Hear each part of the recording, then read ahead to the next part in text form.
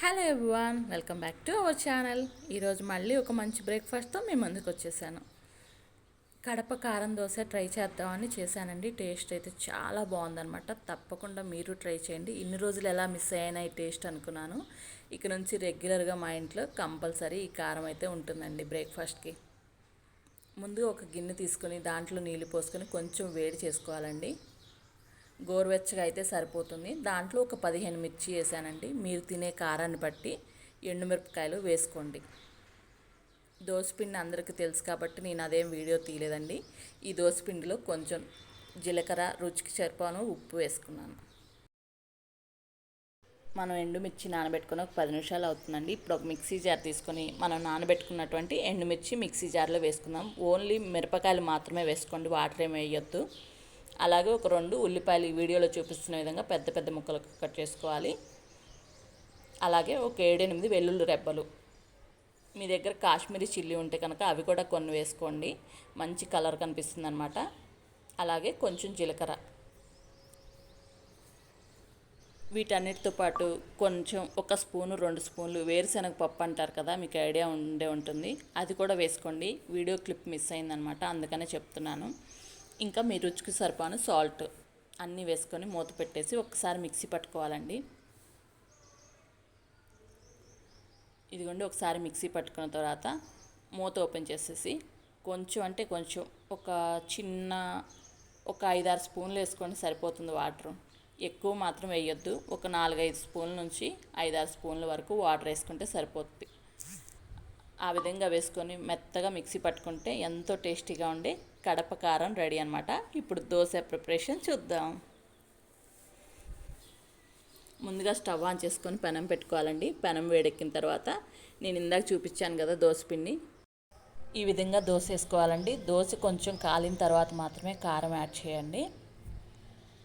కొంచెం కలర్ వచ్చిన తర్వాత వీడియోలో చూపిస్తున్న విధంగా కారం వేసుకొని అట్ల కాడతో ఈ విధంగా స్ప్రెడ్ చేసుకోవాలి, దోశ అంతా స్ప్రెడ్ అయ్యేలాగా. మీరు ఎప్పుడన్నా ట్రై చేశారా?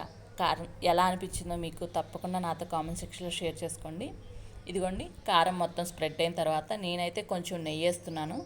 మీకు నెయ్యి ఇష్టం లేదు, ఆయిల్ వేసుకుంటా అంటే అలా అయినా వేసుకోవచ్చు, మీ ఇష్టం అండి. నేనైతే నెయ్యే యాడ్ చేశాను అనమాట.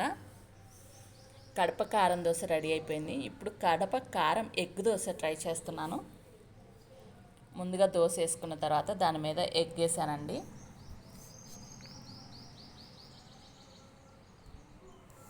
ఎగ్ కొంచెం స్ప్రెడ్ చేసి దోశ మొత్తం మనం ప్రిపేర్ చేసుకున్నటువంటి కారాన్ని కూడా వీడియోలో చూపిస్తున్న విధంగా స్ప్రెడ్ చేసుకోవాలి దోశ అంతా. మా ఈ వీడియో ఎవరైనా కడప వాళ్ళు చూస్తుంటే కనుక నేను చేసిన ప్రాసెస్ కరెక్టేనా, లేకపోతే ఏమన్నా మిస్టేక్స్ ఉన్నాయా, ఏమన్నా యాడ్ చేయాలో కూడా తప్పకుండా కామెంట్ సెక్షన్లో షేర్ చేసుకోండి. నాకైతే ఈ కారం దోశ చాలా బాగా నచ్చిందండి. కారం కూడా టేస్ట్ చాలా బాగుంది. తప్పకుండా మీరు ట్రై చేయండి, మీకు బాగా నచ్చుతుందన్నమాట. ఇదిగోండి, ఈ విధంగా మీకు ఎన్ని దోశలు కావాలో అన్ని దోశలు ఈ కారంతో ప్రిపేర్ చేసుకోండి. నేను కొంచెం కారం కూడా తాలింపు వేసానండి. ఇంకా వేరే చట్నీ కూడా అవసరం లేదండి, దీంతోనే కాంబినేషన్ సూపర్గా ఉంది. తప్పకుండా ట్రై చేయండి. ఇదిగోండి, మీకు ఎన్ని దోశలు కావాలో అన్ని దోశలు ప్రిపేర్ చేసుకోండి. నేను చేసినటువంటి కడప కారం దోశ అలాగే కడప కారం ఎగ్ దోశ కూడా రెడీ అయిపోయింది. ఇప్పుడు టేస్ట్ చూస్తాను. టేస్ట్ అయితే సూపర్గా ఉందండి. ఆల్రెడీ ముందే తినుంటాను కదా, వాయిస్ ఓవర్ తర్వాత ఇస్తున్నాను. ఇదిగోండి, నేను తాలింపు వేసిన కడప కారం అలాగే కడప కారం దోశ ప్రిపరేషన్ అయితే చాలా సింపుల్గానే ఉందండి. టేస్ట్ అయితే చాలా బాగుంది.